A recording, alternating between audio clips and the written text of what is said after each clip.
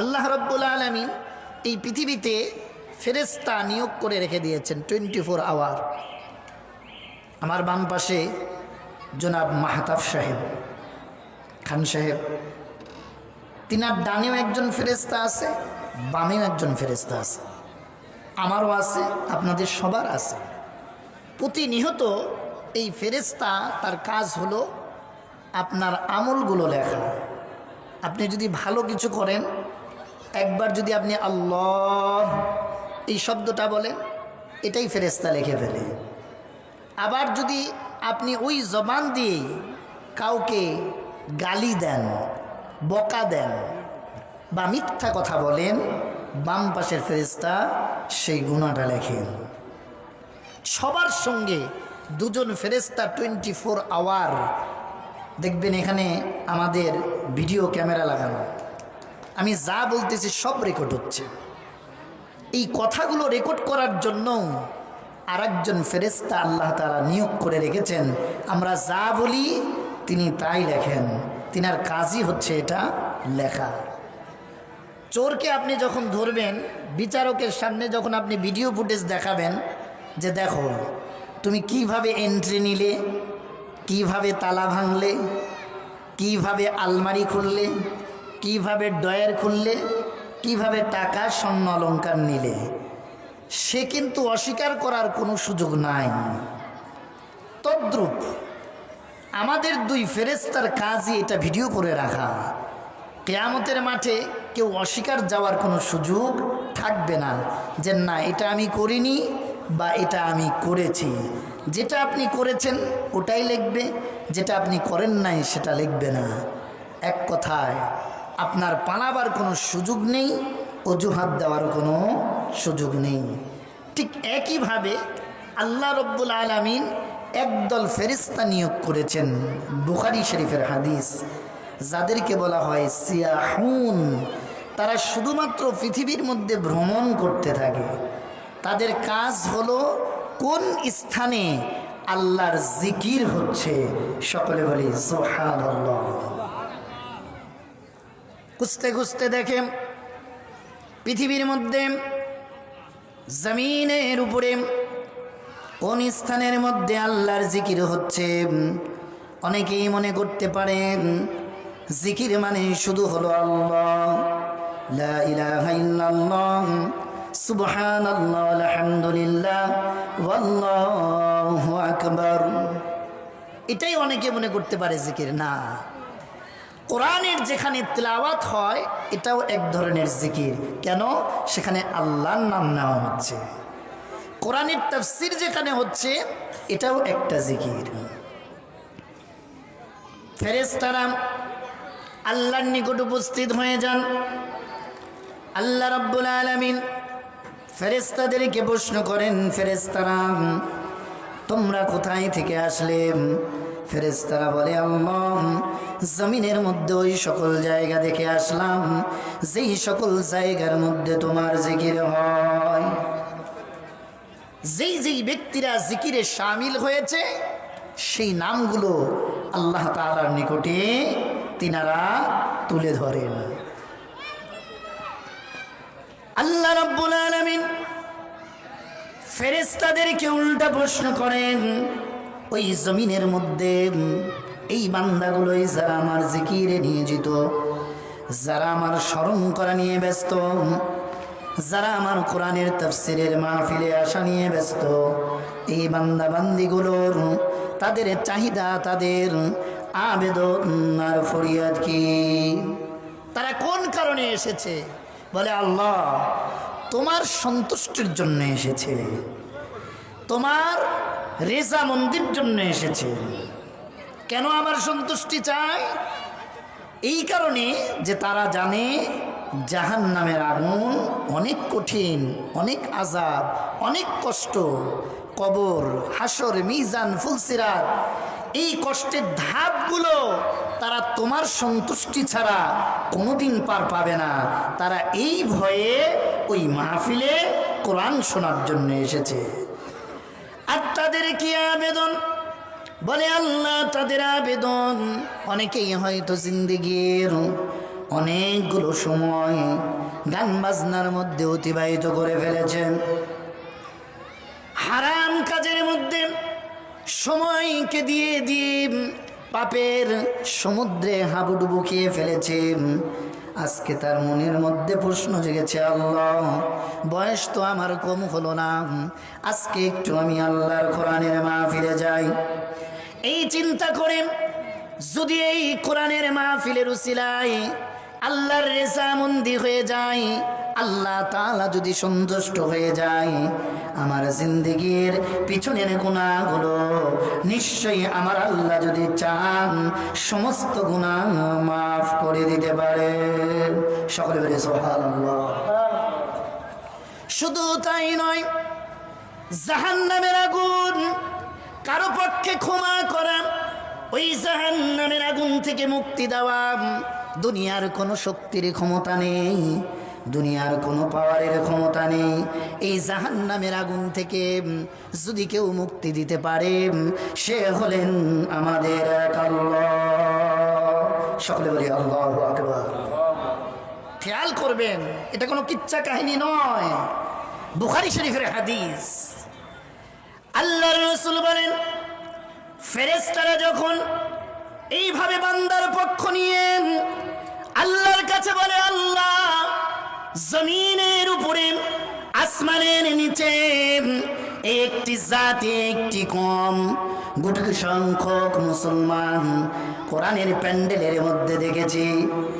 আল্লাহর ফেরেশতারা বলে, ও দয়াময় আল্লাহ, যতক্ষণ পর্যন্ত এই কোরআনের মাহফিল চলেছে, আমরা রহমতের ফেরেশতারা চতুর্দিকটা রহমতের চাদর দিয়ে আমরা তাদেরকে ঘিরে নিয়েছি।